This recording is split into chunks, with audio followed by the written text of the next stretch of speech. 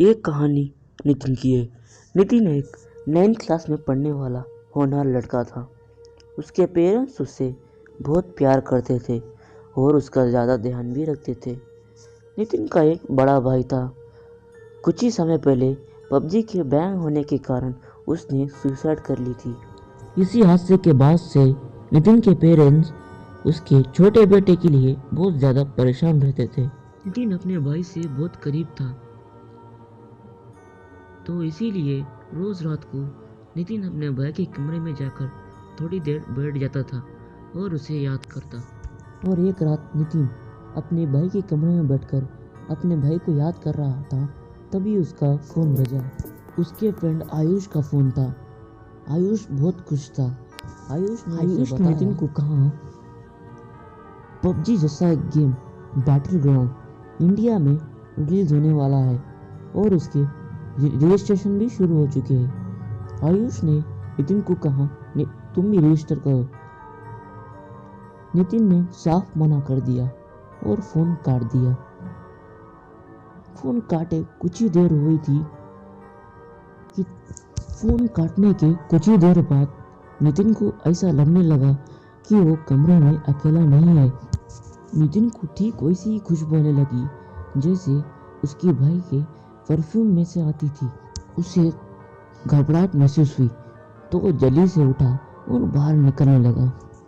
जैसे ही उसने डोर खोलने की कोशिश की, नितिन का हाथ किसी ने पीछे से पकड़ लिया। नितिन कांपते पीछे मुड़ा तो उसका भाई उसके सामने था। वो बहुत डरावना दिख रहा था।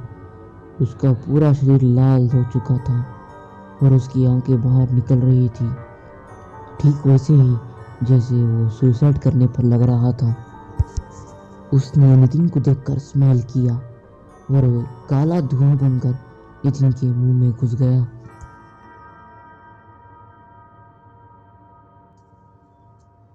नितिन वहीं पर बेहोश हो गया। जब उसे होश आया तो वो बिल्कुल बदल चुका था।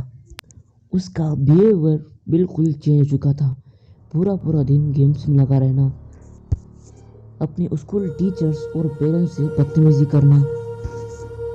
एक रात जब नितिन अपने कमरे में गेम खेल रहा था, उसकी मम्मी उसके कमरे में आई और उसे इतनी देर रात जागने के लिए उसे डांटने लगी।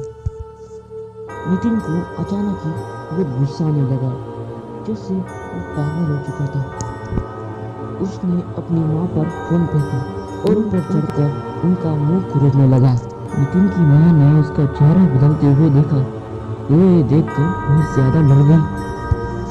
वो ये समझ गई थी कि नितिन के साथ कुछ बहुत डरावना हुआ है। अगले ही दिन नितिन को वो तांत्रिक के पास ले गए। उसने झाड़ फूक से नितिन को ठीक कर दिया। साथ ही में उसने नितिन के बड़े भाई के लिए फिर से पूजा कराई। नितिन के बड़े भाई के कमरे पर हमेशा के लिए ताला लगा दिया।